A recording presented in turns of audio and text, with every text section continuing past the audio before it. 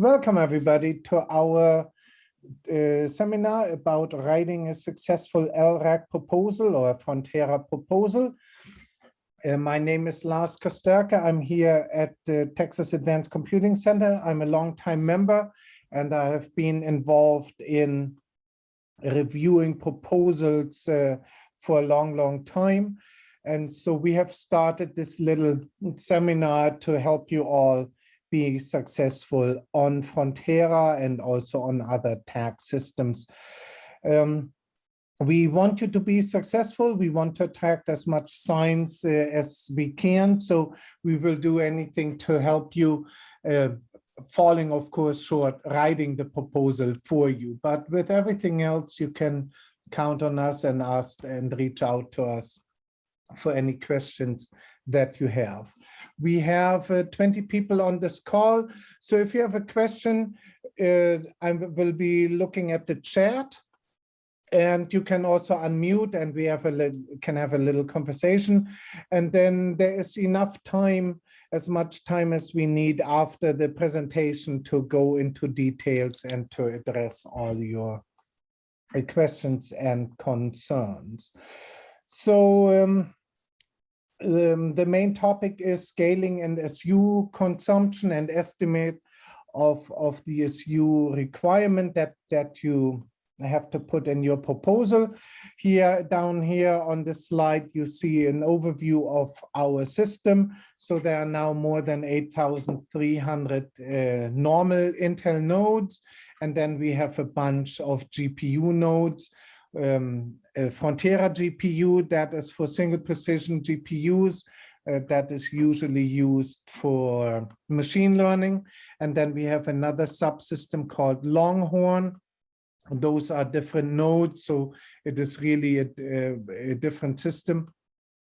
And those have NVIDIA V100 nodes, and those are good for double precision GPU. So when you write a proposal, you have to first figure out which of these systems you want to target.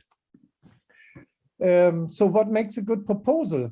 First of all is you have to understand that you are competing with a lot of other good groups, and writing a better proposal really pays off. The basic outline of a proposal is you describe your science and you describe the specific scientific questions, a little description of your software, and then you are already at the main point of your proposal. You have to present a computational plan, and we will go into details what you will have there.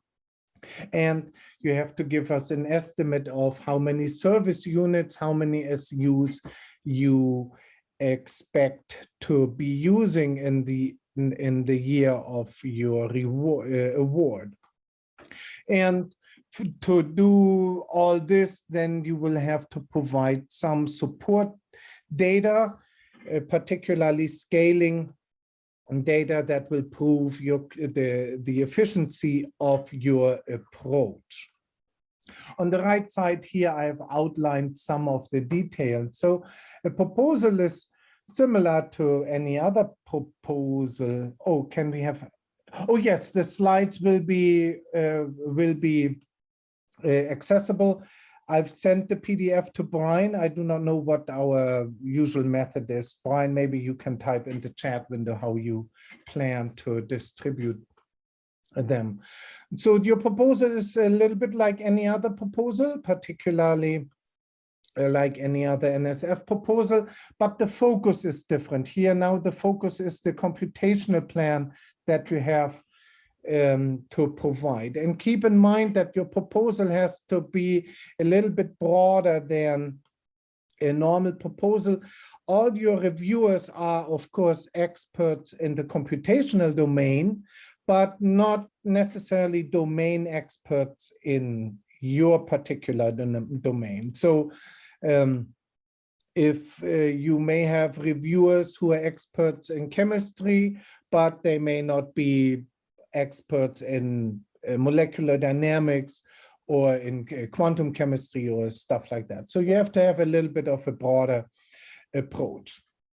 What you have to do is you have to connect your scientific questions to the computations that you are proposing, so that the reviewer can see how this all relates. You want to describe a little bit of the algorithms and the software that you want to use. How is the code parallelized? What is the programming environment? What have you done to increase performance? Pick whatever applies to your special case and then write that into the proposal. Like in any good proposal, the main focus of your proposal is to assure the reviewers that you know what you are doing. You give the reviewer a good feeling about your project, and then you get high grades and most likely will succeed. Anything that gets the reviewer suspicious, or where the reviewer cannot follow the argument or your math that details how many SUs you are requesting, all these things will get in the way of being successful. And we will go into the details of what that computational plan has to entail in great detail. But for now, you want to, of course, outline how many calculations you want to do, how long these calculations will take, why you think that is the time your computations will take, a node count, and what the scaling is at the number of nodes that you are proposing. And then you use just basic math to put it all together. And then the reviewers will be able to follow the math and to see that everything is to the reviewer's satisfaction. A cornerstone of any proposal here in this realm of computational science is, of course, scaling data, where you will use the scaling data to prove that you are using the resource efficiently and that all your calculations, your estimates are accurate. And so scaling efficiency, total runtime, those are the main topics or the main points you have to hit. And the reviewers will be very happy when you put in some effort there, because that makes the life for the reviewer easy.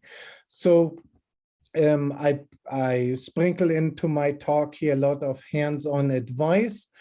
Here, my first one is, you have to write a computational plan, and your computational plan is not just, oh, we want to do this important science and therefore we request X million SUs on the resource. That is just not going to work well for you, because then the reviewers are not assured that you know what you are doing and that all your numbers add up. So let me go and build up towards your understanding of how you really demonstrate that you know what you are doing and that all your numbers make sense. So the first thing we all have to acknowledge is that it is really difficult to judge the efficiency of an application if you want to really go into great detail. If you go to the deepest level, then it would be even the selection of the algorithm, then the implementation, and all these details. I would say that to some degree, you could never come to a very conclusive judgment there. So the way it is done is we will use the scaling efficiency as a proxy for overall efficiency of the code. We all know that that is a flawed approach, but that is the best way, the best thing we can do.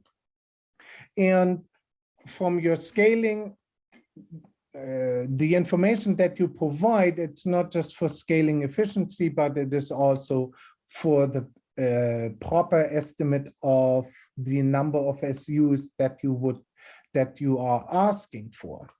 And to put this all together in a reliable way, reviewers like to see scaling data on the target system, which is Frontera GPU, or Longhorn, or on a similar system. And Similar here is Stampede, and in some rare cases, maybe some outside systems.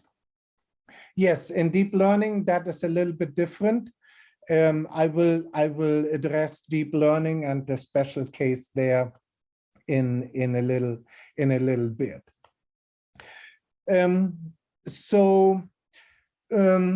You present scaling for typical case. You present timings for a few time steps or timings for a smaller sample, and nothing is ever really clear cut in most cases. So for example, if you do adaptive mesh refinement, then you have to choose a simplified setup and then discuss the implications and discuss how you have extrapolated to the total number of SUs that you come up with later. So your scaling document should either cover the number of nodes targeted for production, or you apply a well-justified extrapolation from smaller sample cases. So for example, if you really go for very, very large calculations and you cannot afford to do a setup like that, then you just have to resort to extrapolations. But it has to be, it has to have some sense there. And then, of course, you target a node count for production where the scaling is still good, or let's say at least reasonable. And I have a few slides on that, what that means. Where is the scaling good, where's the scaling reasonable? And then, of course, you balance wall clock time and scaling efficiency as well. And I have plenty remarks of that. So one of the questions that we always get is, so a scaling plot, what is that, and how do I prepare a scaling plot that is useful to the reviewers? So the first, there are two scaling experiments that you can run. It's called strong scaling and weak scaling. Strong scaling is the first one I discuss here. In strong scaling, you keep the overall workload constant, and now you apply more and more resources to this constant workload. And if you use more and more resources, then of course you hope that your execution time decreases with the number of resources. And resources are now either cores or nodes. Usually we talk in terms of nodes. So the speed up is now the ratio of execution times. So if T1 is on one node and T2 is on two nodes and so on, now you present it in a way where you have the ratio of T1 over Tn. And if you do that, then in this setup, your ideal strong scaling is a linear relationship, and it is easy to assess. And if you do Tn over T1 in that setup, your ideal strong scaling is not linear, but it's a 1 over x relationship, and that is much, much harder to evaluate. So you would do T1 over Tn. I have a graph on the next slide where you can see the difference, and then usually linear axes are chosen. We all know that in strong scaling experiments, when you are on a single node, so you go 1 core, 2 cores, up to 56 cores on a single node, that your scaling will always flatten. That has to do usually with memory bandwidth considerations. Reviewers, of course, know that. You avoid it if you do node, if your unit is a node, so T1 is on one node, T2 is on two nodes. If you do calculations that run on a single core, then you have to be aware of the fact that this will flatten and the implications of that. Usually or often strong scaling experiments are for smaller calculations, single node, a few nodes, maybe 50 nodes, something like that. So here's my diagram, something that you would find in a good proposal. I have resources here, x-axis, cores or nodes, and I have my speed up. And if you plot it the right way, then your ideal scaling is this linear relationship. And your measured curve is something that at some point, of course, deviates from this. So we have good scaling, we have reasonable scaling. Oh, yes, Janos, I have, of course, a slide on that. Of course, well-known codes are not exempt from that. I have some remarks on that.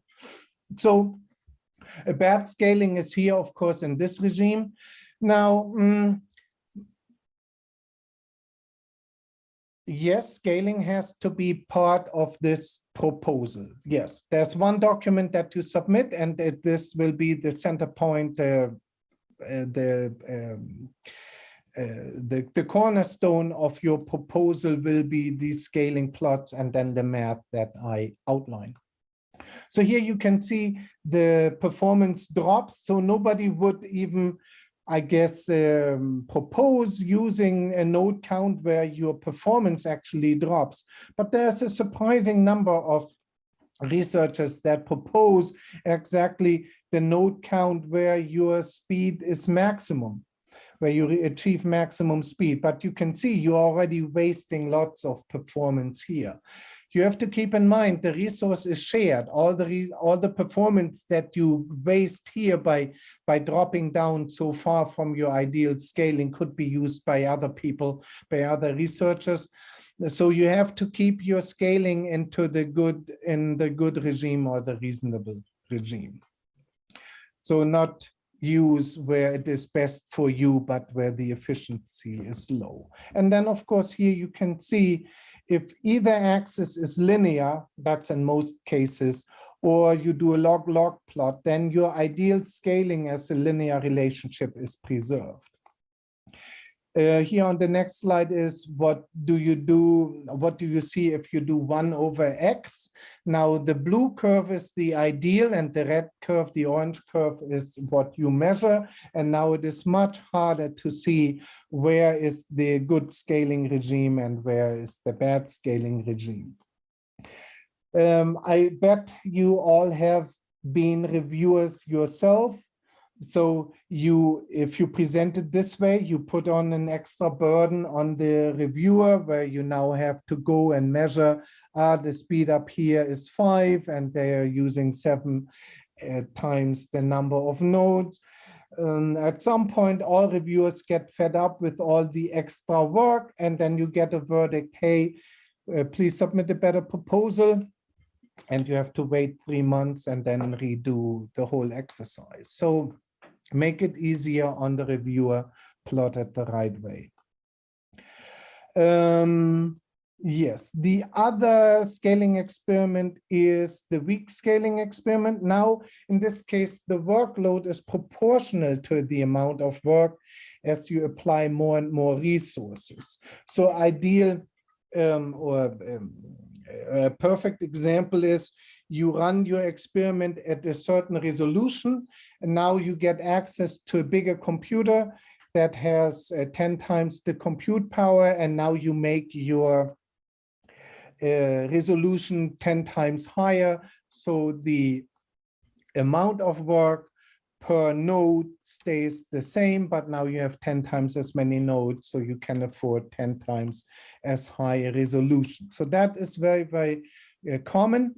Now, if the workload is proportional to the amount of resources, then we would hope that the execution time stays constant. And the parallel efficiency is the deviation from this constant relationship. So if you now plot T1 over Tn, and ideally it would be always 1, because Tn is, you use 10 times as many resources on a problem that is 10 times as much work, then all the times would stay the same. So then your parallel efficiency is 1. And of course, it's in real life, it is not usually non-ideal, so it's a little bit lower than 1. Very, very often weak scaling experiments are conducted for larger calculations on multiple nodes. And so that is what you see. And I have a graph of this on the next slide. There's one remark here I want to make, that in some fields it is common to use progress rather than execution time. And that is perfectly fine.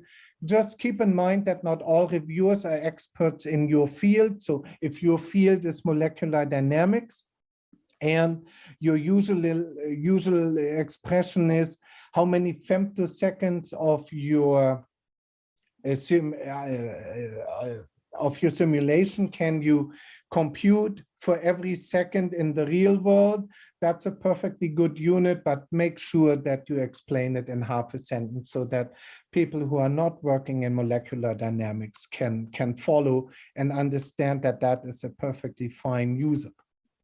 So like in any proposal, don't confuse reviewers. If they get confused too much, they won't like your proposal so well. So here's my example plot of weak scaling. We have our parallel efficiency here. There's the one with the ideal efficiency. And now you have the number of nodes, linear or log scale in this case. And now you can plot this relationship. You have good scaling, reasonable scaling, and then there is bad scaling. So the parallel efficiency is the ideal time over the actual time. Actual time is longer than the ideal time. That's why your parallel efficiency drops below 1. I said that this is often done for very large calculations. So in many cases, your plot doesn't start at 1 node, but it starts at the smallest number of nodes that you can reasonably use for your calculation. And that is perfectly fine as well.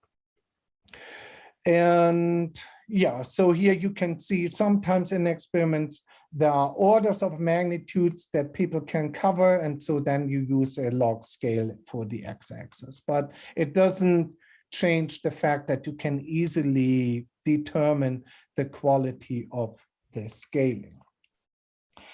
Yes, and from your scaling plots, at some point you will say, hey, here my scaling is reasonable. This is the number of nodes that I want to use. Same as for the strong scaling. I'm somewhere here. This is the number of nodes I want to use from the scaling plot.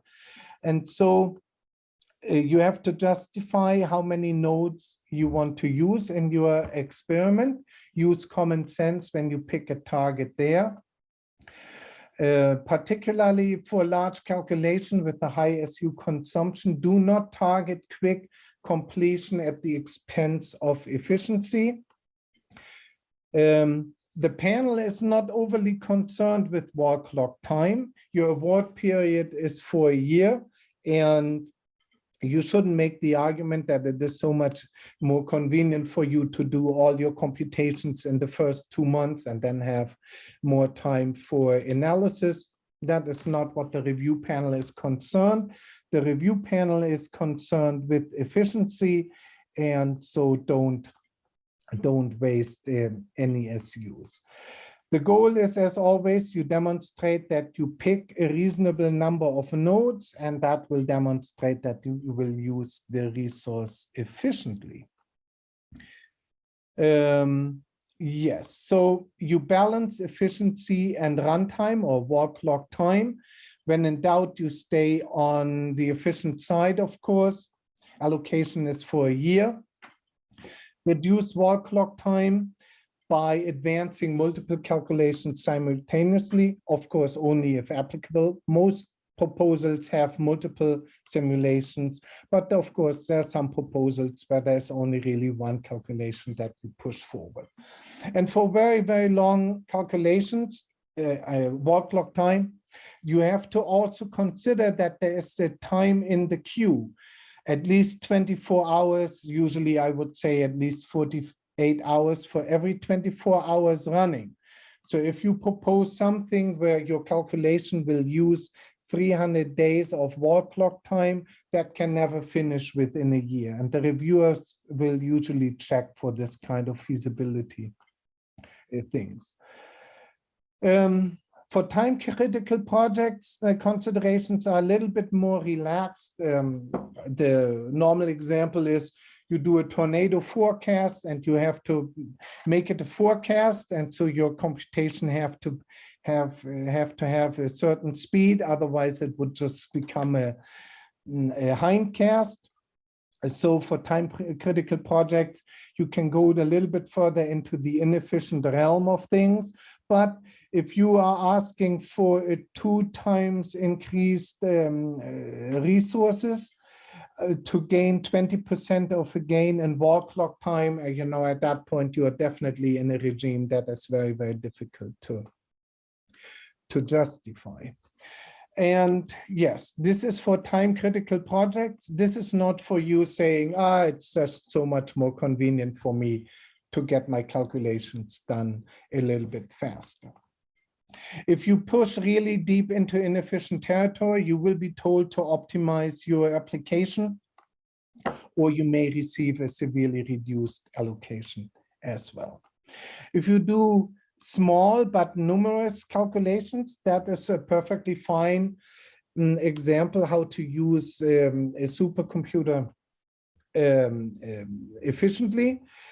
If you have so many calculations that you cannot do it on your laptop or on a small cluster, that is fine. But you have then to investigate how to bundle multiple calculations on a single node. So assume that all your small calculations are all single core, then you have to find out how you bundle them. You cannot run a single core job on a node with 56 cores and then leave 55 cores idle. So in that case, of course, scaling goes nowhere because you have single core jobs, but there you have to investigate the efficient setup that you want to apply. Yes, special considerations. I have a couple of slides on this machine learning. Most likely you will use well-known packages, but at least tell us which ones. There is, of course, the training effort, and then when you apply your model. For the training effort, it's admittedly vague to estimate how many SUs you will have to use, but you can at least describe what time it took from for other projects or previous projects that you have done, and you can estimate from there. But there is some creativity in order, but don't just write, oh, we need 100,000 SUs and that is it. You have to explain a little bit of what you are doing, what previous experiences you have, and so you convince the reviewer that your estimate is at least grounded somewhat in reality. When you apply your model, that is more straightforward, I guess. That is more easy to estimate. Usually when you do machine learning, that's all done in single precision. So you use Frontera GPUs for that, our Quadro GPUs. Hands-on advice, machine learning is different. At least the software is usually well known, still describe it. And then on the estimate of the total SUs, you have to be a little bit more creative. Then we have special considerations for double precision GPUs. Some or many of the popular packages have now GPU support. If you do double precision, this is usually done on the V100s. Keep in mind that these GPUs are very, very expensive. So we have Power 9 nodes in Longhorn, and they have 4 cards in there. And the charge rate for the 4 cards plus the Power 9 node is 6x.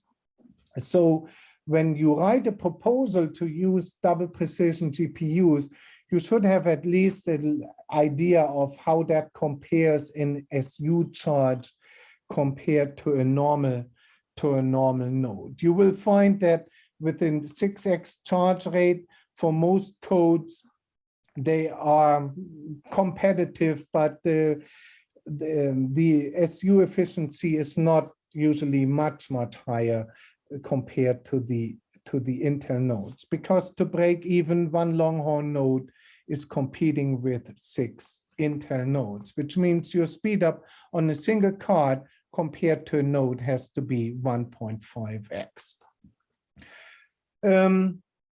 It helps if your performance is presented for Frontera and Longhorn, and you should you should do that. Keep also in mind that Longhorn is a powerful system, but in the end, the total compute power is about 7% of Frontera. So your request cannot, any Longhorn request in the end has to be smaller than these large Frontera requests. Alan, I will approach your question in a minute. Just let me finish with my slide here. Present some knowledge when you compare GPU performance versus CPU performance. When you look at the number of transistors in a CPU, power consumption, and the price, it becomes pretty obvious that when you compare a card with a CPU, then you have to compare it to the whole node. And then the number of transistors is roughly equal.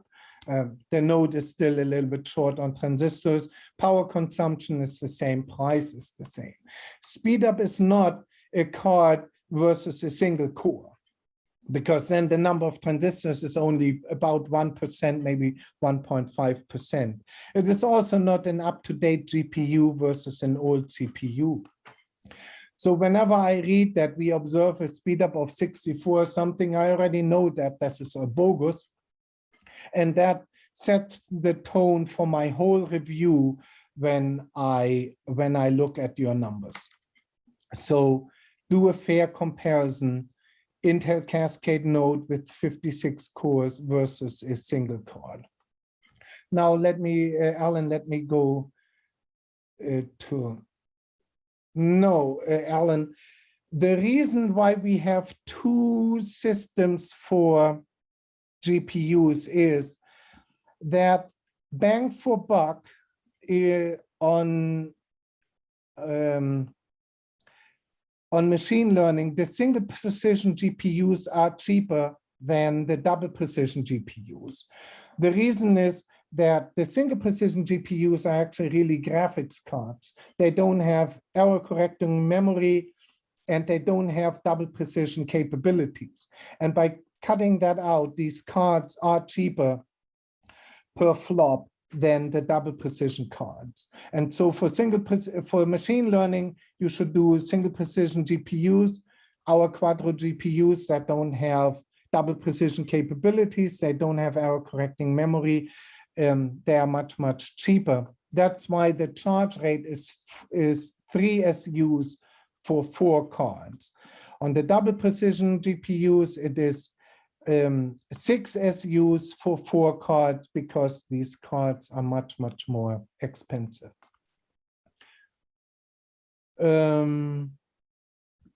Okay. So now we have talked about scaling and how you convince the reviewers that you know what you're doing, that you can use the machines efficiently. Now we have to estimate the number of SUs, and we use the same scaling information, and we provide some simple math to estimate the total size of your request. And we use the scaling experiments for that, and we extrapolate towards the total number of time steps or individual experiments. And I have that on the next slide. But what you should do is you should present details for all planned experiments. You should allow the reviewer to easily follow your estimate, give reassurance that your estimate is not bloated. And when I review proposals, I always like a table that summarizes all the individual experiments. So when I review a proposal, I actually read it from, I don't start at the beginning. I start with the computational plan. I start with the table, and then I piece it all together, going backwards in the proposal to the scientific questions and so on. But if there's a table, I start with the table. For parameter studies, highlight that you have selected a reasonable or a small number of parameter combinations. And what I find most important as a reviewer is that your first results will inform the selection of other parameter combinations. So what I don't like reading is, oh, we calculate all parameter combinations first, and then we weed out all the ones that didn't make sense. That is just a waste of resource. So have a plan of how you move forward and how you will then already prune out all the parameter combinations that you don't think you will need right away. And of course, also don't forget to justify storage.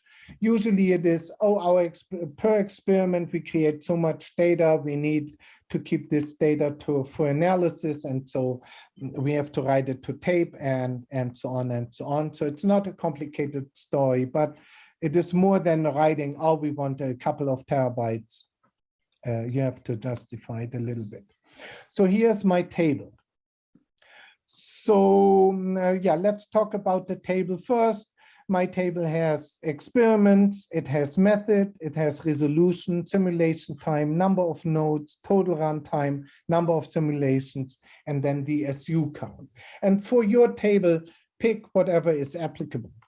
But what I do is, of course, I first read the last column of the table, and I figure out there are 2 experiments that use up the bulk of the SUs, and then I piece all the things together. So there are 5 simulations. They all run for 192 hours. They have 100 nodes.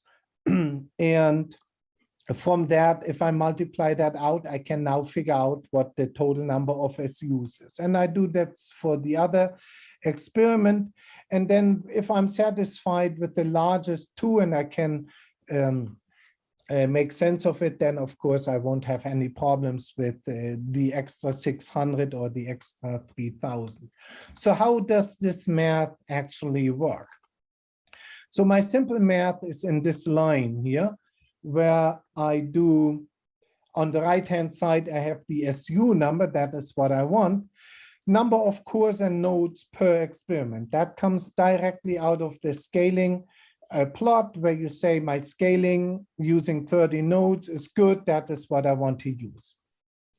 There will be a total runtime that for how long you will use these nodes. Then there's a number of simulations and there's a charge rate. And if you multiply that all out, then you get the number of SUs. So from the scaling, you justify the number of cores and nodes.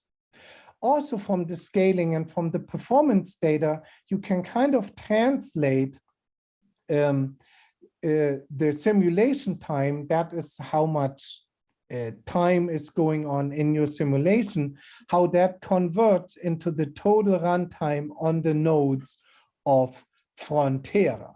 So that is where you get total runtime from. And now where do you get simulation time from? So resolution, simulation time, number of experiments, that is coming out of the sciencey bits of your proposal.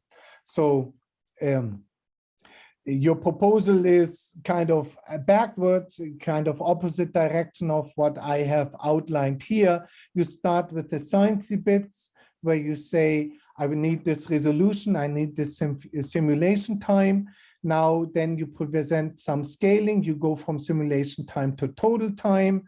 You go to scaling to say how many nodes and cores every calculation needs, and then you come up with the basic math, which is then encapsulated also in the table. And now you have something that makes sense to the reviewer.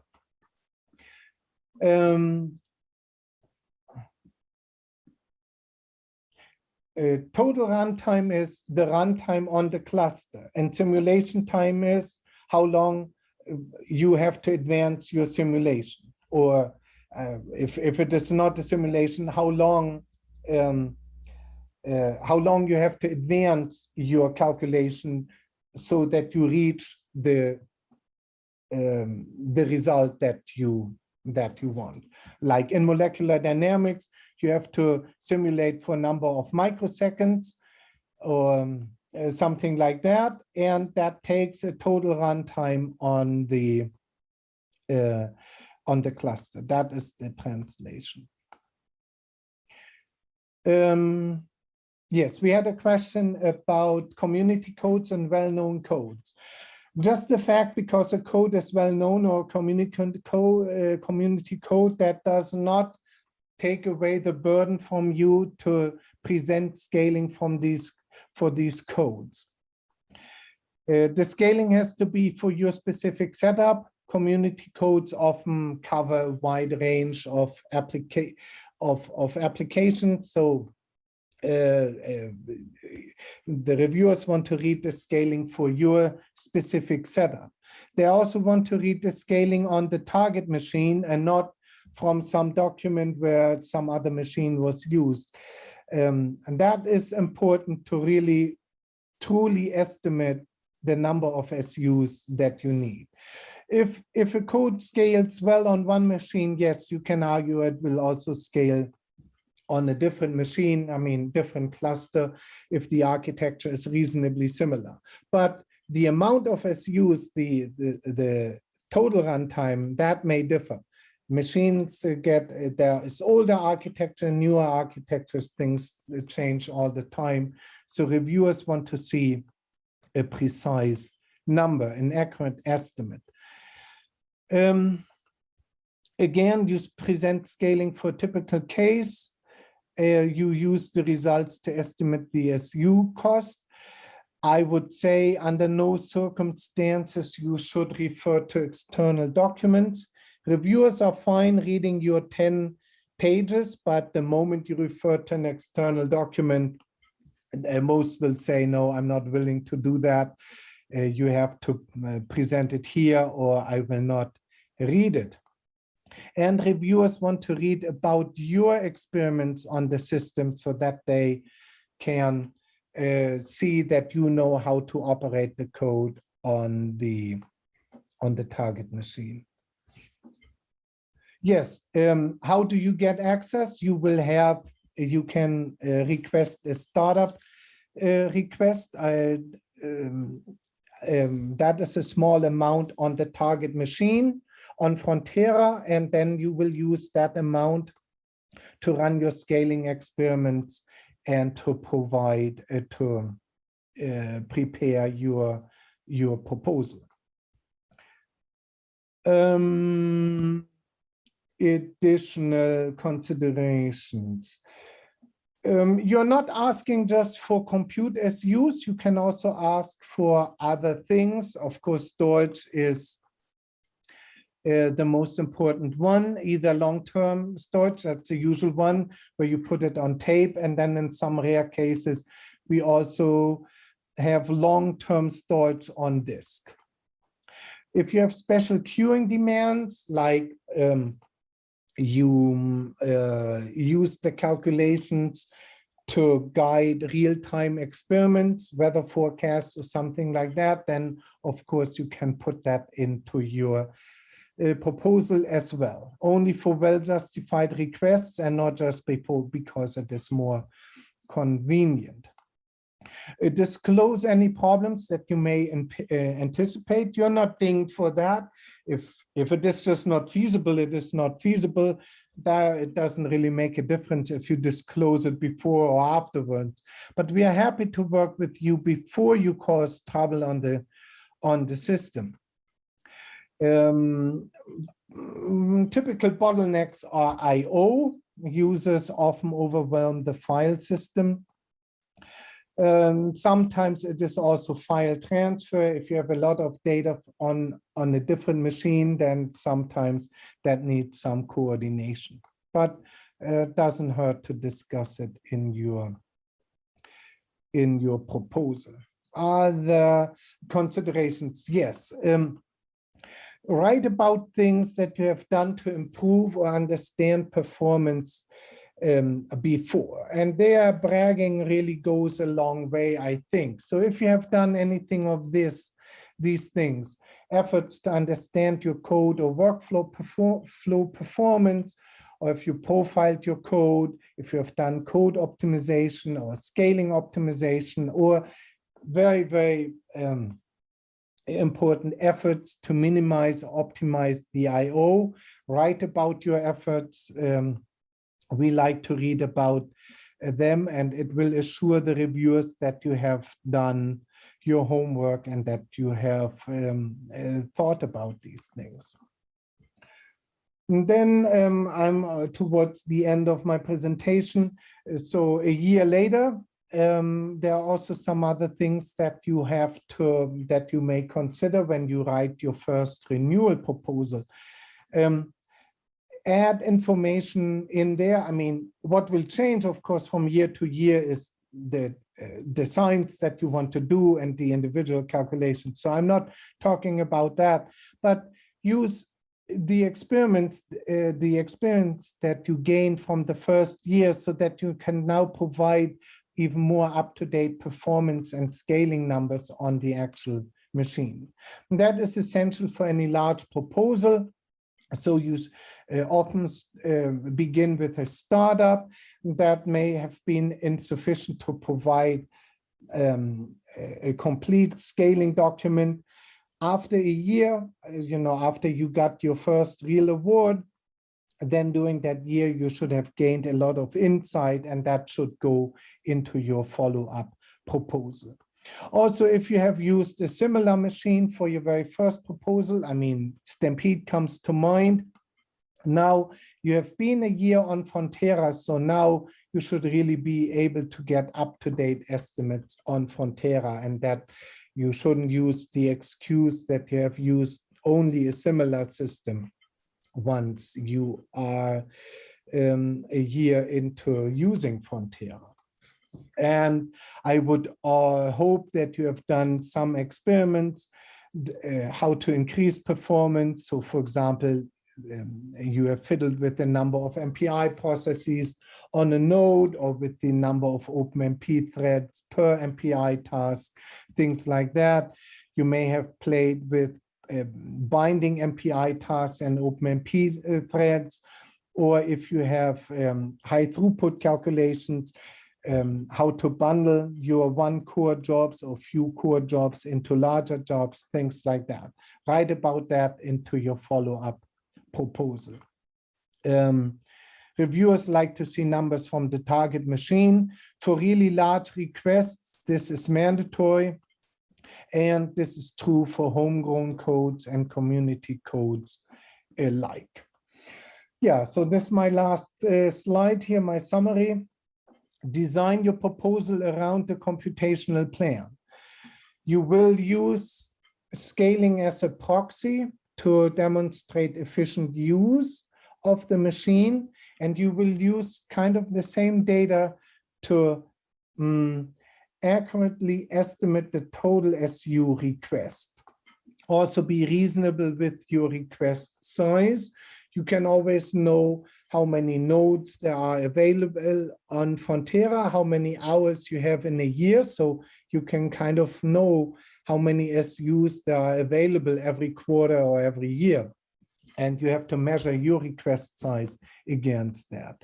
All of our programs on Frontera have, of course, lower and upper limits, so that is also guidance. You will ramp up over time, although if you are submitting to an LRAC, then we already expect that you are an experienced user on some kind of a supercomputer, so in that case, you're already there. It is a good competition among very qualified groups, so a little effort will go a long way. And that is it for me for now.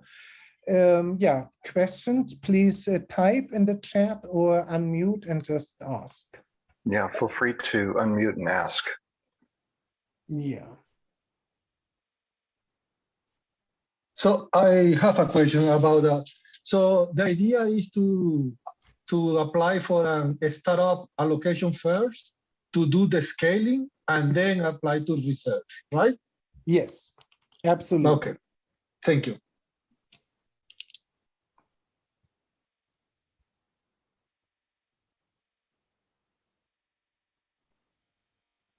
And the startup review process is pretty quick, and there's not much required. So usually I tell users that you have to have 4 or 5 sentences, you know, what the science is about, what code you want to use or what code you want to develop, and what you want to do. And anything in this case goes. It could be just, you know, trying out the cluster or developing software or installing software. All of this can be part of a successful startup request. May I ask another question? Sure. Okay, but the difference between Frontera and Stampede is only the GPU part, or is it more or less the same?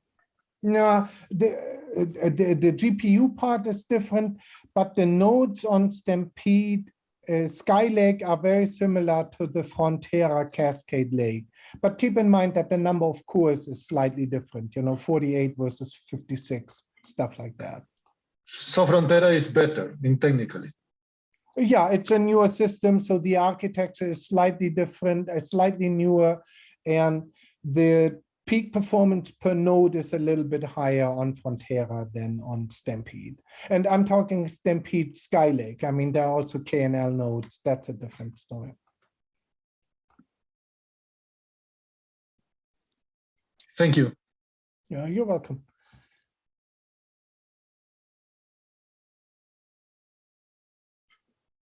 Yeah, and Brian is typing in some information about pathways and LSCP and then LRAC. So there are technically 4 paths to getting access to Frontera. The largest one is LRAC, that is once a year. Then we have the middle tier, that is pathways for individual groups, and LSCP for large collaborations, that is every quarter. And then the smallest path is the startup that you can submit anytime, and there you can get a small allocation to get acquainted with the system. For allocation tracks, if we want to use it for basic deep learning workloads required for research, training neural networks, should we go for pathways or even LRAC? I'm talking about pretty big models, so to say. So I'm not sure regarding this. Yeah, so the upper limit for pathways is 250,000 SUs, and the upper limit for LRAC is 5 million SUs. So if your request is smaller than 250,000, then you should do pathways. If your request is above 250,000, then it is almost automatically an LRAC. But keep in mind that the next LRAC is in January, so you would have to wait for that. Oh, I see. So right now for the June deadline is only for pathways, for example, right? Yes. But this still applies for 1 year, so 250,000 for 1 year, starting in September. Yes. Okay. And if you get a successful pathways proposal that starts in September, that would not stop you from submitting an LRAC request in January. But would it be an upgrade for the pathways, or from January could they both run in parallel, or how No, could it... if you win an LRAC in January, then your pathways will go away. I see. Okay, okay. But if you get a pathways in September, then you can use, of course, all the experience that you gain in the 6 months up to January. That will then go into your LRAC proposal. Mm-hmm. And then, of course, you say, hey, we did pathways successfully. We have accomplished this kind of science. Now we want to move forward and tackle a bigger science question. And that would be then your glide into a successful LRAC. And what would be, from your perspective of as a reviewer, what would be the ideal proposal length, so to say? Like I saw limits in terms of pages, but I don't know. You have 10 pages, and usually all proposals are 10 pages. Mm-hmm. Because what PIs or groups usually do is they take the NSF proposal for the science part, and then they shorten it to get a space for the computational. Uh-huh. But they never run out of stuff to say about science. from personal experience, I can tell you at some point, the computational plan is the most important part. That's why I'm asking, because that's what interests you, right? And that could take even 2 pages, right? Or let's say 3 pages. Or that can take 5 pages. At some point I start skipping over the science part because I've read it before, or I kind of know what they're doing. I see. Okay. The computational plan is, if you have a bad computational plan, no science will save you. I see. I see. Thank you. Hello, Lars and Brian. Hi. Hi, this is Kanika. So I'm just like a PhD student, and I believe the first step would be like, if I just want to get started with Frontera, I should like just go with the startup proposal. Yes. And because you're a PhD student, you need the sign off from your supervisor for that. So the supervisor should be submitting the proposal. Yes. Okay. Yes. All right. But then for all the day-to-day activities in the portal or such, he makes you the delegate, and then you your stuff. And then once that grows into a full-blown proposal, then yeah, unfortunately, that's the same. Your supervisor has to submit, and then that has to do with the responsibility. You know, if SUs are wasted or something goes wrong, there has to be somebody accountable, and that is unfortunately a PhD and up. But that shouldn't discourage you. Your supervisor doesn't have to do much. Okay. Just submit the proposal and kind of accept the responsibility, but there's not much to do. Is it the same for postdoc? Oh, sorry. The limit for startup would be 20,000 SUs, right? No, I think it's 3,000 SUs, but Brian knows that much better. I always forget the numbers. Well, first he has a link, but Brian, can you also type what is this maximum size? Yes, 3K. 3K for the normal nodes, and then there is something accordingly for the GPU nodes. Okay, thank you. But 3,000K, that is a lot. Okay. I mean, if you divide it on a single node, if you divide it by 24 hours in a day, that is 100 days for a single node. Right. Oh, and there's a correction. Oh, it's 5K. It's even higher than we thought. And I'm majorly using this software, like it's a finite element software, but it's like open source coding. It's called OpenCs. So, I mean, I have been using the other tag website. It's called Design Safe. So I'm not sure, like I know that they run it on Stampede, but I don't know, like if I want to work on Frontera, it has to be totally different, right? Like there is. What has to be totally different? So I cannot use a Design Safe website for like Frontera, right? If you have. There you got me. I'm not 100% sure about the design safe implications. Send an email to us, and most importantly to Brian, and then Brian can ask Tim, who is our design safe expert, about all the policies around design safe. We'll track down that answer for you for sure. Yeah. But please send us an email, because otherwise it will be lost.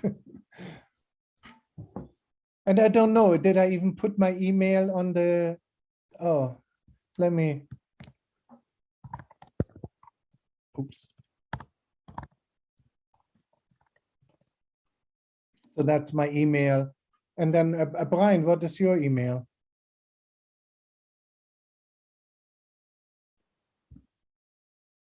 JB Sneed, yes.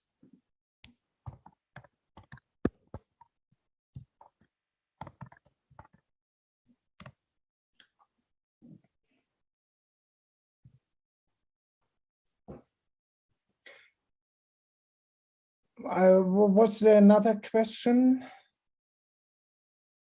Somebody spoke up a minute ago. I think Carlos.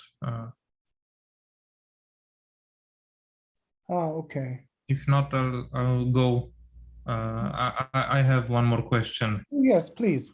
Regarding Frontera usage, if we submit proposal and it gets accepted, those resources you said are shared between all the users, or we get our own, let's say, computing node that we can use the full year, or depending on how much we request. Let's say we request one computing node.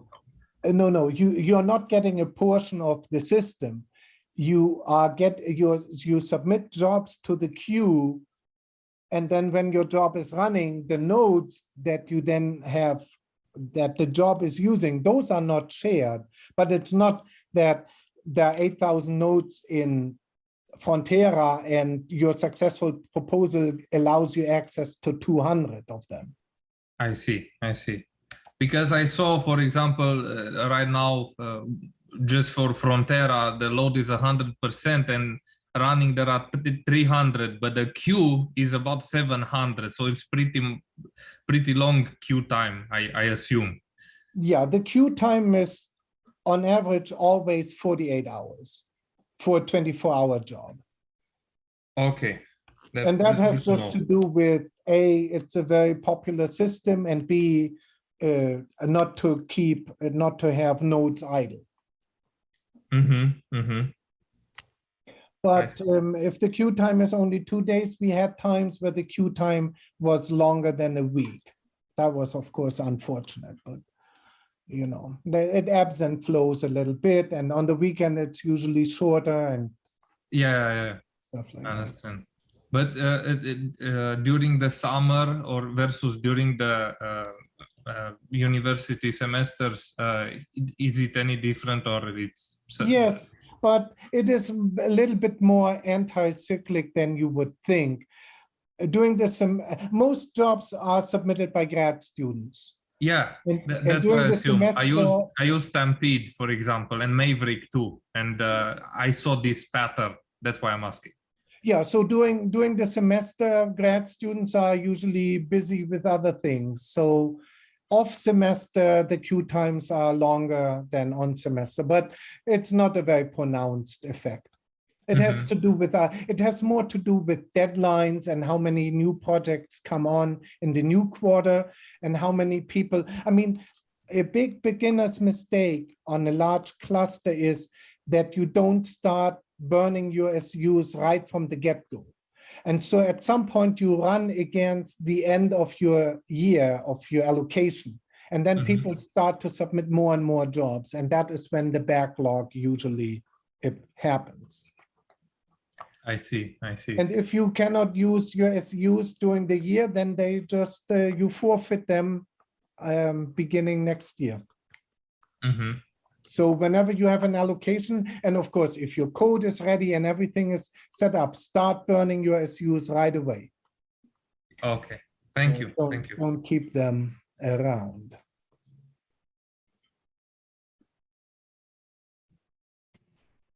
Can I ask something? Oh, of course. So it seems that if you are asking for longer queue times, then the wait times is also longer. So it is worth to estimate how much time actually you need for the job and not ask for 48 hours by default, right? Yes. Let me phrase it this way. Anything that is 24 hours or longer, I mean, we allow up to 48 hours there, it doesn't matter so much. But for smaller jobs, I mean, in terms of node count, the scheduler always tries to find holes in the schedule. So if you're only asking for a couple of nodes for half an hour, then there may be more holes. There are certainly more holes available for the scheduler to squeeze your job in while it is still kind of looking to schedule really large and really long jobs. So If your calculation runs for 8 hours, you should ask for 8 hours. And I mean, with a little bit of buffer, of course, and not for 24. I see. So basically the scheduler expects all the jobs to run as long as they are requested, because that's how it can Yeah. schedule the And to the run efficiently. scheduler, of course, imagine there's a job in the queue that wants to run on 1,000 nodes. Then at some point, the scheduler has to decide, I have to drain 1,000 nodes to then schedule them in this one job. And while these 1,000 nodes are draining, you know, the scheduler knows, oh, the earliest these 1,000 nodes become available is in 6 hours. Now, if you have a job that where you say the runtime is 4 hours, then it can schedule that job already on the nodes that are already drained to be used by this 1,000 node job. Okay, thank you. So I understood correctly, there is a limit for how many hours you could schedule a job for? Yes, 48 hours. And that has to do with updates and scheduling concerns. So you cannot run longer than 48 hours. I see. But you can request, so to say, more computing nodes for it to run faster. Let's say you have a deep learning network that trains in a week or so. You could request the computational capabilities to be able to run it under 48 hours? Yes and no. If your scaling is good, yes. But if your scaling is not good, I mean, what most groups do is you run for 48 hours, you write a checkpoint file to disk, and then you start your next job and it reads the checkpoint file and then continues the calculation. Yeah. Mm-hmm. Okay. Thank you. And yeah. Can I ask something else? How is the parallel file I/O on Frontera, like, for example, compared to Lone Star 5? No, I mean, there are multiple file systems on Frontera. So our systems traditionally have a home, a work, and a scratch file system.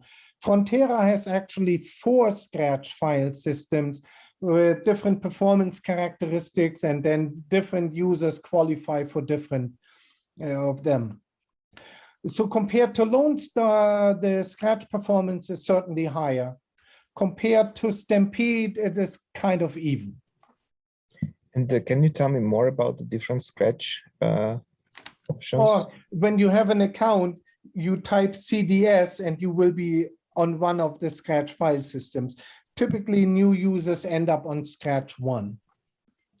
And then there's Scratch 2 and Scratch 3, and Scratch 3 has the highest performance. But for that, at some point, then you would have to make the case why you need a higher performance on the Scratch file system. So by default, I only have access to Scratch 1. That's what I think I see, that I have access to that. That is the default. That is where everybody ends up at the very beginning. For really high I/O, we also have a Scratch file system that is not disk-based. And so that has the highest performance, but there are only a few groups on that file system. The reason I'm asking is because I would be interested probably in parallel file I/O, running scale-up codes, where you diagonalize a big matrix and then just write out the eigenvectors. Yes, I mean, yeah, at some point you have to tell us how many nodes and how much time you spent in I/O and what you have done to do the I/O in parallel and stuff like that. You know, if you use HDF5 or stuff like that. Okay.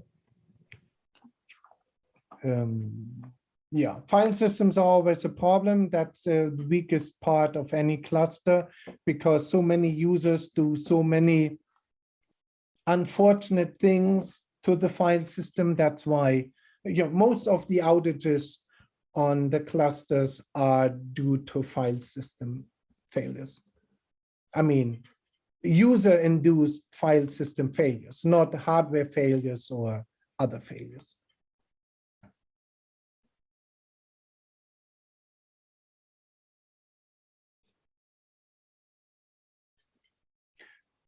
Okay, do we have any? Some great questions. Yeah, thank you all for participating. I hope we were able to address them. Thank Anybody you. else? Yeah. Is there anybody else? Well, Lars, thank you very much for your presentation, your time. We Oh, appreciate no problem it. at all. Well done. And yes, you've got email addresses if you need us, and certainly you could submit a ticket through the ticketing system, and we will do our best to answer your questions. But thank you very much for hanging out with us today. Okay, thank you all. Thanks, everybody. Bye.